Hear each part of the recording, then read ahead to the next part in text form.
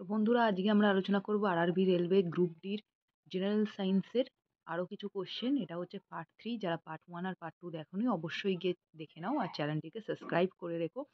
যারা জানো না তাদের জন্য বলে দিই, জেনারেলদের লাগবে 40% পাস করার জন্য, আর এসটি এসসিদের জন্য লাগবে 30%।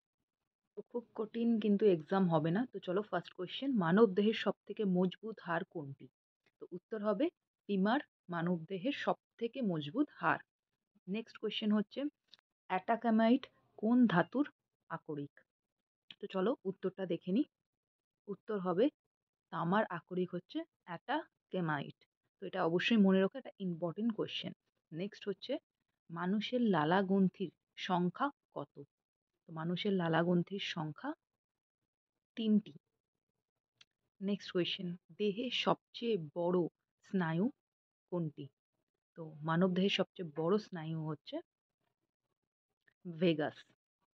নাম্বার 5, গ্যালন কোন ধাতুর আকরিক? আশা করছি এটা অনেকেই জানবে। এটার উত্তর হচ্ছে সীসা। সীসা বা কাঁচ যেটা আমরা ইউজ করে থাকি সেটার আকরিক হচ্ছে গ্যালন। নাম্বার 6, আপেলে কি অ্যাসিড থাকে? ম্যালিক অ্যাসিড থাকে অ্যাপেলের মধ্যে। এই অ্যাসিড নিয়ে কিন্তু আমি অনেকগুলো কোয়েশ্চেন আগের পার্টে শেয়ার করেছি, অবশ্যই দেখে নিও। নাম্বার 7 হচ্ছে আরএনএ প্রধান কাজ কি? এটা হচ্ছে প্রোটিন তৈরি করা। নাম্বার 8, বায়ু একটি উত্তর মিশ্রণ পদার্থ। মানে বায়ু একটি কি বলে তোমাদের অনেকগুলো অপশন আসতে পারে, তো অ্যান্সারটা হবে মিশ্র পদার্থ। তো এবার যাব আমরা নেক্সট কোয়েশ্চেনের দিকে। তো 9 নম্বর কোয়েশ্চেনটা হচ্ছে কোন প্রাণীর গমন অঙ্গের নাম খণ্ডপদ? এটার উত্তর হবে অ্যামিবা। আমরা সবাই পড়েছি ক্লাস 9-10 এর বইতে, এটা অবশ্যই তোমরা পেয়ে যাবে সায়েন্সের বুকসে। নাম্বার 10, কঠিনতম মৌল পদার্থ কোনটি? কঠিনতম মৌল পদার্থ হচ্ছে হীরক বা হিরে। জলের থেকে হালকা ধাতু কোনটি? তো জলের থেকে হালকা ধাতু নাম হচ্ছে সোডিয়াম। এবার যাব 12 নম্বরের কোয়েশ্চেনের দিকে। তো যারা ম্যাথ এবং রিজনিং এরও কোয়েশ্চেন অ্যান্সার পেতে চাও তারা কিন্তু অবশ্যই চ্যানেলটা দেখতে থেকো।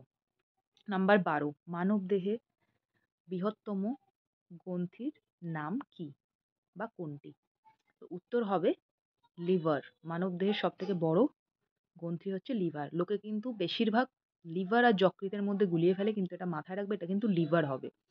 নাম্বার 13, মায়াটাম পেশি কোন প্রাণীর মধ্যে দেখা যায়? তো মায়াটাম পেশি দেখা যায় হচ্ছে মাছের মধ্যে। নাম্বার 14, কিউসেক দিয়ে কি পরিমাপ করা হয়? তো কিউসেক দিয়ে পরিমাপ করা হয়, উত্তরটা দেখে নিই, জল। এটা আশা করছি সবার মনে থাকবে, কিউসেক দিয়ে কি পরিমাপ করা হয়, খুবই ইজি, জল। নাম্বার 15, ফল পাকাতে কি হরমোন ব্যবহার করা হয়? তো উত্তরটি হবে ইথিলিন ব্যবহার করা হয় ফল পাকাতে। নাম্বার 16, মানব দেহে ক্রোমোজোমের সংখ্যা কত?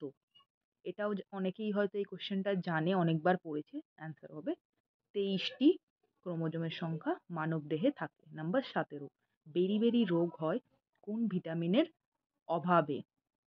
উত্তর হবে বেরি রোগ হয় ভিটামিন B1 এর অভাবে। এবার যাব নেক্সট কোয়েশ্চেনের দিকে। নাম্বার 18, সর্বাপেক্ষা হালকা ধাতু কোনটি? তো এখানে সর্বাপেক্ষা হালকা ধাতু কিন্তু বলা হয়েছে। তো হালকা ধাতু হচ্ছে লিথিয়াম। সব থেকে ভারী ধাতু কোনটি? এটা আমি লাস্ট ভিডিওতে দিয়েছি, দেখে নিও সেই ভিডিওতে গিয়ে। নাম্বার 19 হচ্ছে ট্রাকিয়া কোন প্রাণীর শ্বাসঙ্গ? তো ট্রাকিয়া হচ্ছে ফড়িংয়ের শ্বাসঙ্গ। নাম্বার 20, লিপ্তপদ কোন প্রাণীর গমন অঙ্গের নাম বা কোন প্রাণীর গমন অঙ্গ লিপ্তপদ?